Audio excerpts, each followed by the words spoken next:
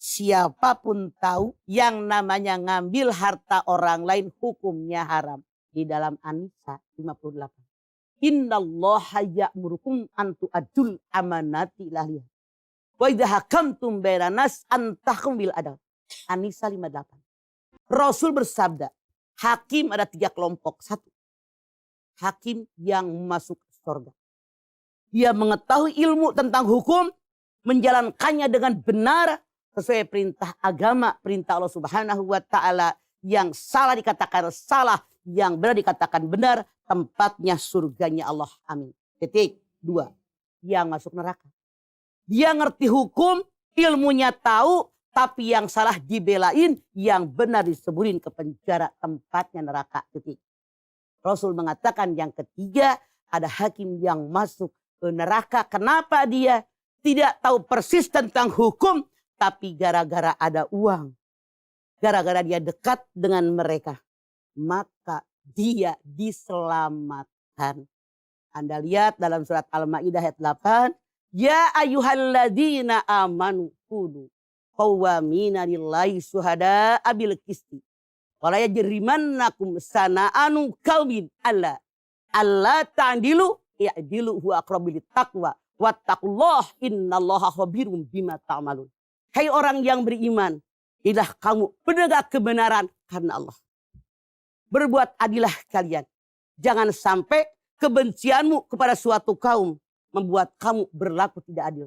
Berlaku adillah kalian karena Allah. Bertakwa kepada Allah karena Allah maha cepat perhitungannya. Jadi dalam ayat ini jelas dan sangat jelas bahwa kita orang yang mengaku beriman kepada Allah Subhanahu wa taala, hukumnya wajib menegakkan kebenaran. Yang salah katakan salah, yang benar katakan benar. Jangan mentang-mentang saudara kita, keluarga kita, sahabat kita, dia berlaku salah dibenarkan oleh kita. Jangan sampai orang yang tidak kita sukai, yang kita benci, padahal mereka benar, kemudian disalahkan oleh kita. Allah mengatakan, ala ta'dilu. Berlaku adillah kalian. Keadilan mendekatkan kalian kepada ketakwaan. Jadi dalam ayat ini Allah menyatakan orang yang berlaku adil dalam mengarungi hidup dan kehidupan, itulah orang yang bertakwa kepada Allah. CEN. Begitu. Karena uang menghilangkan hati nurani. Ya Allah, di mana-mana orang nyari uang, sungsang sumbel. Pergi pagi, pulang petang, pengen ketemu uang. Masya Allah, padahal punten. Yang namanya uang bisa membuat orang bahagia enggak? Bisa. Belum tentu. Tapi bisa. Iya. Semua membutuhkan uang. Apakah uang membuat orang bahagia? Belum tentu. Tok, ibu sekarang gak enak badan. Pakai uang. Beli obat. Apakah obat membuat kita sehat atau tidak? Belum tentu. Ibu lapar. Beli pakai uang makanan. Apa ibu sudah tenang dengan mendapatkan makanan? Belum tentu. Survei membuktikan. Orang yang duitnya banyak, melimpah ruah, pangkat tinggi, kekuasaan luas. Masya Allah. Depositonya, saldonya, nolnya ngejajar. Betapapun berkuasanya dan kayanya seorang manusia, jika waktunya telah tiba, ia akan mati juga.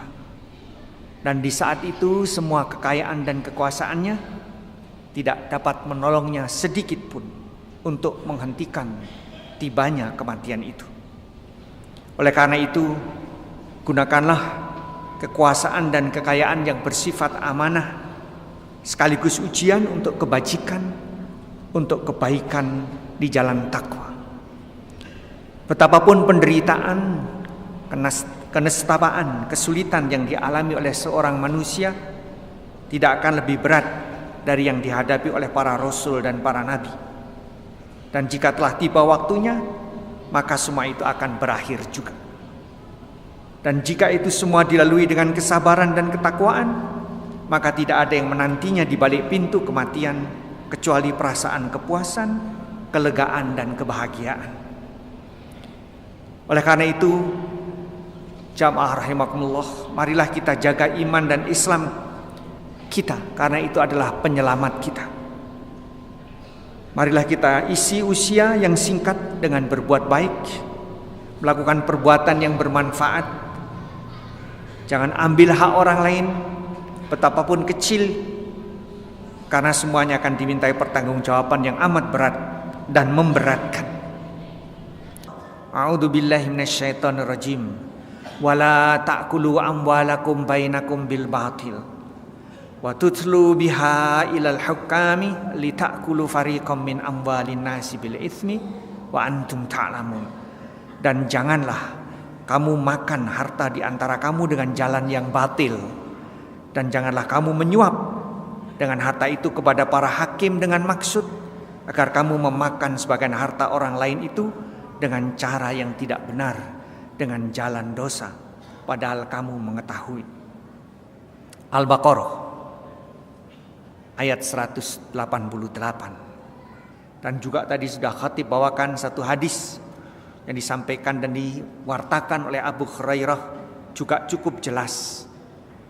Mengambil harta orang lain, dan bisa kita perluas, mengambil hak-hak orang lain dengan cara batil adalah perbuatan yang berakibat amat fatal. Mencuri berkonotasi mengambil orang lain, milik orang lain, bukan milik dirinya, milik personal orang lain. Hukumannya sudah sangat berat. Apalagi mengambil milik publik. Ibadah personal berpahala, ibadah publik berjamaah mendapatkan ganjaran berlipat. Berbuat buruk terhadap seseorang itu berdosa dan akan mendapat hukuman di dunia dan di akhirat. Berbuat buruk atau jahat terhadap publik lebih berdosa lagi. Hukumannya lebih berlipat ganda di dunia dan akhirat. Oleh karena itu, marilah kita berhati-hati, jangan sampai baik dengan sadar maupun tidak sadar kita mengambil milik atau hak orang lain, apalagi sampai mengambil atau milik publik sekecil apapun. Moga-moga tertanam rasa takut dalam diri kita akan ancaman di akhirat yang pasti datangnya. Jangan biarkan pikiran menggoda untuk membenarkan tindakan itu. Karena Al-Quran sekali lagi mengingatkan kita, jika kita melakukan seperti itu, na'udzubillahi min dzalik, atau siapapun, maka Al-Quran menegaskan, ulaikal ladzina ishtarawul hayatad dunya bil akhirah fala yukhaffafu anhumul adabu wala hum yunsarun. Mereka itulah orang-orang yang membeli kehidupan dunia dengan kehidupan akhiratnya, maka tidak akan diringankan azabnya dan mereka tidak akan ditolong. Jamaah rahimakumullah, kerusakan-kerusakan dimanapun oleh siapapun yang diawali dari mengambil hak orang lain akan merusak tatanan hidup dan kehidupan. Baik dengan alasan yang sederhana maupun dengan alasan yang amat canggih sekalipun, perbuatan itu tetap tidak dapat dibenarkan. Semoga kita terhindar dari perbuatan yang seperti itu, baik secara langsung maupun tidak langsung. Moga-moga Allah senantiasa membimbing kita agar kita mampu membangun tatanan masyarakat yang seluruh warganya selamat dari perbuatan mengambil hak-hak orang lain dengan cara yang tidak benar.